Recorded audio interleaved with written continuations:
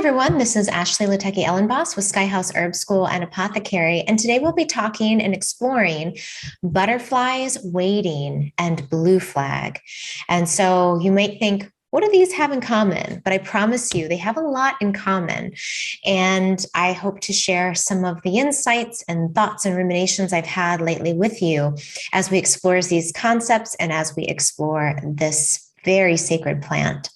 Before I do that, please, if you haven't already subscribed to my channel, please do. Please click the like button and please sign up for notifications. That way, when I have new talks that come out about once a week, you can be notified of those. But you got to push that button. Otherwise, I guess you just don't get the notifications. So thank you for that. So last night I went out to dinner with a very dear friend. He and I have been friends for over, almost 30 years now. We met when we worked at a restaurant together, PF Chang's, for any of you who know it. When I was in my 20s, I worked there while I was in college. And we met and it was like instant friendship. We both were servers. And then he moved out to California, to San Diego, and I would visit him every year. He came to visit me when I was traveling through Costa Rica. Then he moved to New Zealand for a few years, teaching snowboarding, and we just stayed in touch. Like we've just always stayed in touch. And when I got married, he's a professional videographer. He now lives in New York City. He did the videography for our wedding. So he's a very dear friend of both mine and now Achuta's. And so we went out to dinner and we were talking about life and he's doing a documentary right now on 2020 and the beginning of COVID and what impact COVID had on the American psyche. And kind of like looking at history and the sociology of 2020. So we were talking about that and about our memories of COVID in those early days and the stress and the worry and all the unknowns about what is this? How long is this going to last? Am I going to get it? Am I going to survive this? Is my family going to survive this? And as we were talking about sort of all of the memories that were flooding up from that time, we also were talking about where it's led us today. And for both of us, this very weird feeling of life kind of returning to some level of normalcy, but this sort of underlying discomfort or like disorientation. And so I had this analogy I came up with recently and I shared it with him and he was like, oh, this is exactly what it feels like to me. So I wanted to share it with you all in case you've been feeling maybe a little unsettled or like disoriented as we are starting to find, as COVID numbers are going down and we're starting to go out into the world again a little bit more. But I had this analogy come to me as like a computer program. So to me, like before the pandemic, there was a program that I understood, like software that I knew how to use. I knew how to navigate. It was called, living in the United States in 2020, or 2019. And I understood how things worked. Okay, so if I want to get this program or this, let's say, yoga workshop going, here are the things I have to do to promote it, to get it going. For me to find happiness, here's what I do to get myself into a happy place. I have goals and dreams and visions of what I want my life to look like and be like and feel like. And I knew exactly what needed to happen in order to achieve those things. So again, it was like a software program, I think, in a lot of our systems that was operating quite well. It all made sense. Of course, there's always hiccups and bumps in the road you don't anticipate, but more or less, there was sort of a familiarity with the terrain of life. Now, fast forward to 2021, 2022, and I feel like that software program was removed from the hardware of my psyche and my mind and body.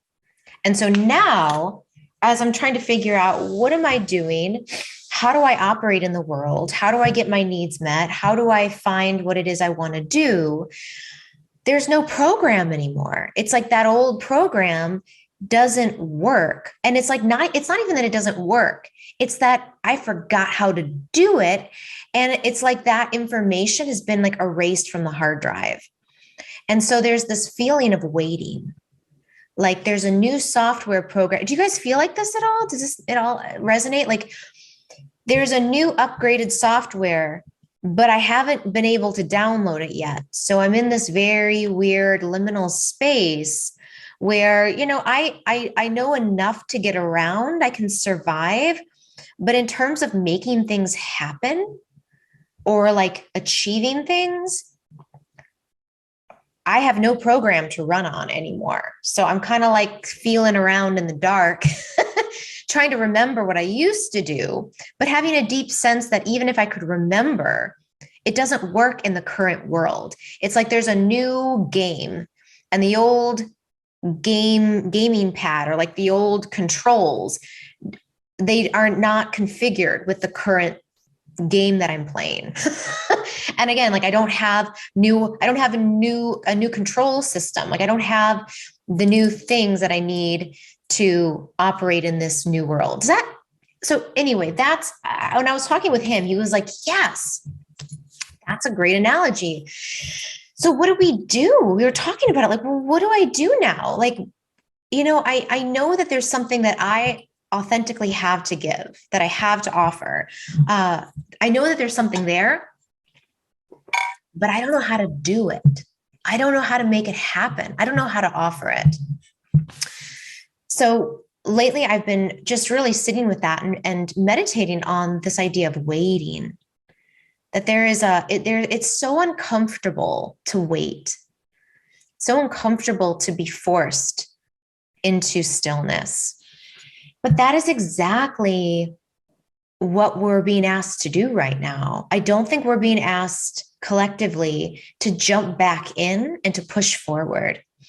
And so the analogy of the butterfly and this metamorphosis, somebody posted this on Facebook, the process by which a caterpillar turns into a butterfly. And it just blew my mind because I knew this, but I didn't actually have such a deep understanding and like a visual idea of what goes into turning this caterpillar into a butterfly. So this is how it goes, guys. It's so crazy. So first, you've got your caterpillar. He's walking around the world. He's eating leaves, getting himself nice and plump for his transformation. Then he makes himself into a chrysalis. And when he goes into the chrysalis, the only thing that remains the same are the wings of the butterfly. So the caterpillar within him has this template and has like the very basic structure for the wings. But then, what the butterfly or what it does, someone's here. I don't know who, so I'm not going to, it's probably groceries. I still do that. I still get my groceries dropped off. So then what happens is Sita, come here. Come on. She's a good guard dog for being 10 pounds, I think. Okay. So here's what happens. It turns into goo. The caterpillar completely deconstructs itself. And in that chrysalis is a slimy, gooey, completely messy, fudgy substance that does not look anything like a caterpillar, doesn't look anything like a butterfly. It's just goo. And I was like, that's what I feel like.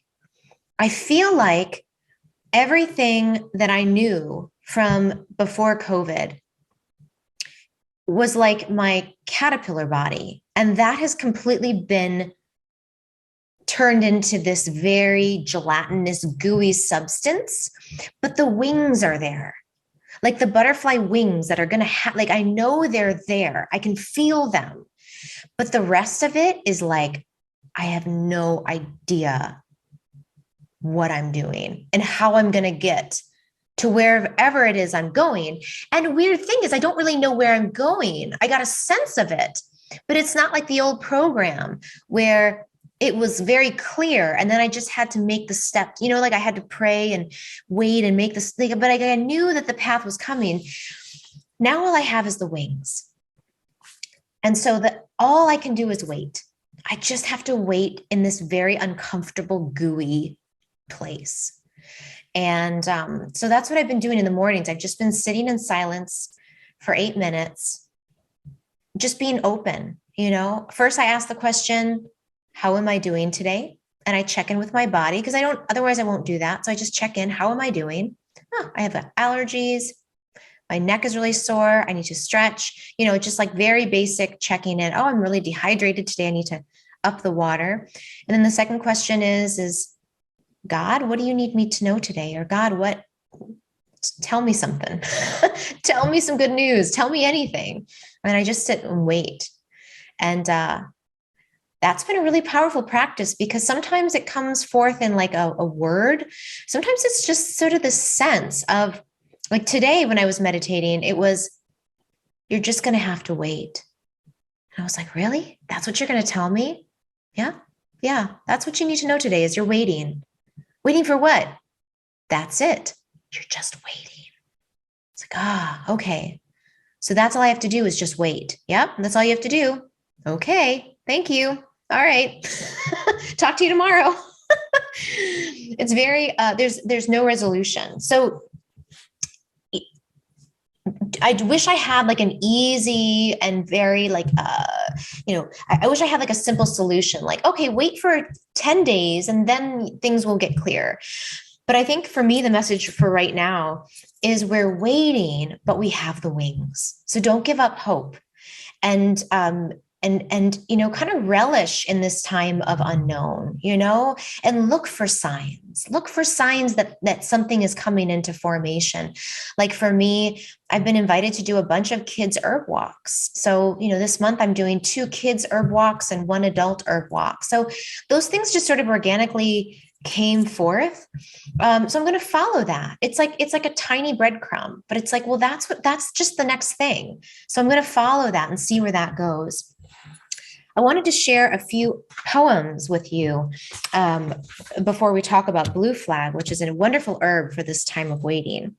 So first I'm going to read from Mary Oliver. It's called Great Moth Comes from His Papery Cage. Gone is the worm, that tunnel body. Gone is the mouth that loved leaves and tomatoes. Gone are the innumerable feet. He is beautiful now and shivers into the air as if he has always known how, who crawled and crawled all summer. Has wide wings with a flare at the bottom. The moon excites him. The heat of the night excites him. But where did the dance come from? Surely not out of a simple winter's sleep. Surely it's more than ambition, this new architecture. What could it be that does it? Let me look closer and a long time. The next time I see green-blooded worm crawling and curling hot day after hot day among the leaves and the smooth, proud tomatoes. So here, Mary Oliver is commenting on this process of metamorphosis, this transformation of this caterpillar, in this case into a moth. And I just love how she says, gone. There's this letting go. There's this grief, this loss of what was the tunnel body, the mouth that loved the leaves and tomatoes. Gone are the innumerable feet. And, for us right now, it's like we have to let go of what was pre-COVID, what was pre-pandemic. What happened before is gone. And so now he is beautiful. He shivers in the air as if he has always known how, who crawled all summer, has wide wings that flare at the bottom. The moon excites him. And I think this is where we're going, right? We've always known we were going to become something with wide wings at the bottom, that the moon would excite us. But, she asked the question, but where did the dance come from? Surely it's more than ambition, this new architecture. It's not ambition. The caterpillar didn't know it was going to become a moth or a butterfly. This new architecture, this new structure came from something else. And I think that's the question and the place we want to be. So the next poem she writes, called Thirst, I think really speaks to this process. What is that in-between state? Another morning I wake with thirst for the goodness I do not have. I walk out to the pond, and all the way God has given us such beautiful lessons. Oh Lord, I was never a quick scholar, but sulked and hunched over my books past the hour and the bell. Grant me, in your mercy, a little more time. A little more love for the earth and love for you are having such a long conversation in my heart. Who knows what will finally happen or where I will be sent? Yet already I have given a great many things away, expecting to be told to pack nothing except the prayers which, with this thirst, I am slowly learning. Who knows what will finally happen or where I will be sent? Yet already I have given a great many things away, expecting to be told to pack nothing except the prayers, which with this thirst, I am slowly learning. Oh, God, that just hits me. Tears and goosebumps. Because it's so true. We've given away so much. So many of us have moved, we've purged, we've gotten rid of things, we've lost loved ones, we've given so much because we know that the call is coming. And all we will have are the prayers and this thirst for something, but we don't know what it is. So I think thirst, while we're waiting, thirst is such a powerful thing to pay attention to. It's like, what do I do in this moment? When you're thirsty, you drink water. When you're hungry, you have a snack or you eat a meal.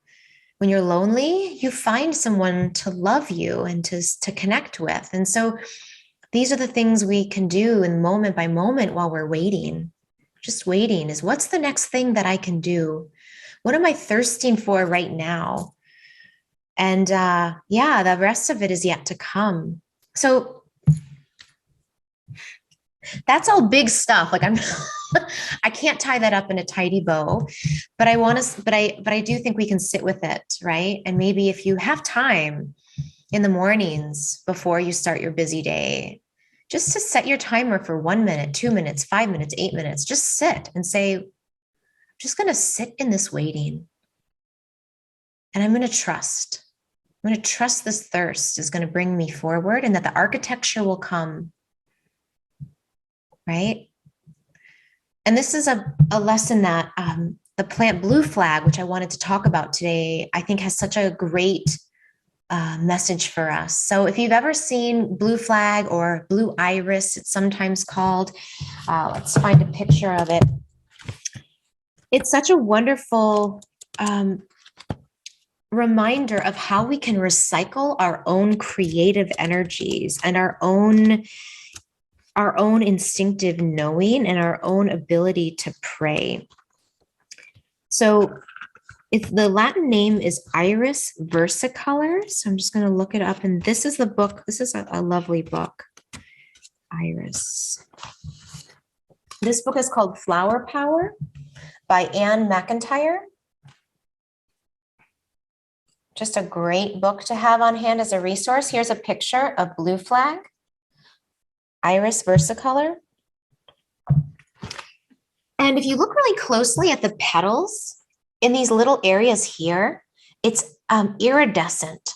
So versicolor, it's like it has many colors. And so this plant was often, this flower was often planted by graves because it was said to help those pass and transition from this world to the next world. It's also called the rainbow, arco iris, or the rainbow arc. This is the flower of the rainbow, as Anne McIntyre calls it. You can see here the flower of the rainbow. So we have this plant that is all about helping us cross the rainbow bridge, crossing from one land to a new land. But again, we're still crossing. We're still crossing. We're not there yet. And at least many of us. Some of us might be there. In which case, message me. Let me know how you got there. But for many of us that are in that liminal in between space, then um, you know, we can use this, both the image of the flower. So you could print out a picture of it, have it on your desk, frame it, put it on your wall. You could also plant this. I have a bunch of these in my yard, just to remind me of that transitional place. And I just want to read this prayer from Blue Flag. This was written by Henry Longfellow, 1807 to 1882. O flower de luce, bloom on, and let the river linger to kiss thy feet, because this plant likes to grow near water. It likes to have its feet wet. O flower of song, bloom on, and make forever the world more fair and sweet. The Greek iris means the eye of heaven. Use both of the center of the eye, or the iris of the eye, and the rainbow. So again, that's one image. The other thing that I notice in growing this herb, and I've grown this plant in many places where I've lived over the years, is that it will bloom its flower out. And then rather than dropping the flower and dropping the petals like a lot of plants do, it actually sucks its own energy back in. And it's kind of like, if you've seen The Wizard of Oz, you know how in the scene when the house drops on the Wicked Witch of the West, or the East? I think it's the Wicked Witch of the West. When the house drops on the Wicked Witch, do you remember how the feet like coil with the ruby red slippers, like they coil back in and curl back in under the house? That's how iris that's what it does with its flower. It just sort of coils and spirals and sucks the energy back into the plant and recycles it and sends that energy upward to the next bloom. And so there's this long period of waiting between the flowers where when one flower is dying and its energy is being sucked in, the next flower is waiting up there at the top, just in that tight little bud. And there's nothing you can do to make it bloom faster. You just have to wait. And so this plant for me, in terms of this metaphor that we've been exploring, really speaks to the power of recycling and drawing inward your energies and your resources. It's like, becoming that goo again. And if you ever feel the iris as it's sucking back in, it becomes very gooey and transparent and sort of papery thin and gooey, just like the energy of the caterpillar as it's turning into that butterfly. And so, this plant is used for those who have creative stagnation. It's used for artists, visionaries, really good for creative types who are in a creative lag or just a bog of creative stagnation. And it doesn't necessarily, it does work in the body as a lymphatic, which it moves the waters of the body. It has a very strong relationship to water. So it does move the waters, but it doesn't do it quickly. It's not like it's going to give you a quick spark or insight into a new idea. It's a slow working plant, and it slowly starts to churn and move the waters so that you can start to see and feel and process what's already inside of you to prepare you for what's next. So if you want to work with Blue Flag, it works really nicely as a flower essence. You can take 3 to 5 drops on your tongue several times a day. You can also take it as a tincture. It's a low dose herb, so I would work with it in drop doses. For most people, I would say 3 drops would be sufficient. It's quite strong, bitter and acrid, so you'll taste it. So just 3 drops of a tincture on your tongue.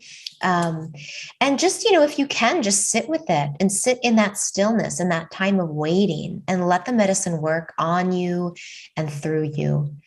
And yeah, as you wait for the architecture to take form, for this new program to download as to how do we operate in this new world. This plant will teach us that quality of patience and of of working with the emotions and the waters that are inside of us. So thank you for being here with me. I feel so grateful that I have such a great audience of listeners and people who like to think the way that I think, who are interested in plants and spirituality and the teachings of nature and the movement of the stars and cycles. So please continue to follow me and leave your comments. Let me know you're there listening. Share this with friends if you think they might find it hopeful and inspiring and helpful. And I will be back. Oh, I'm also, for those of you who live in Minnesota, I wanted to mention I'm leading a free or actually donation-based herb walk. It can be free if you can't afford it. That's totally fine. In Afton, Minnesota, this Saturday, June 4th from 10:30 to noon. So if you're interested, I can send you more details. You can just comment or message or email me at info@skyhouseherbs.com. And I'll be doing a kids herb walk in Plymouth, Minnesota in when? June 20th. It's a Monday from 10 to 11:30. And so I can send you those details too. So thank you for following. Have a wonderful day. Peace to you in this time of waiting. And I'll see you all again soon.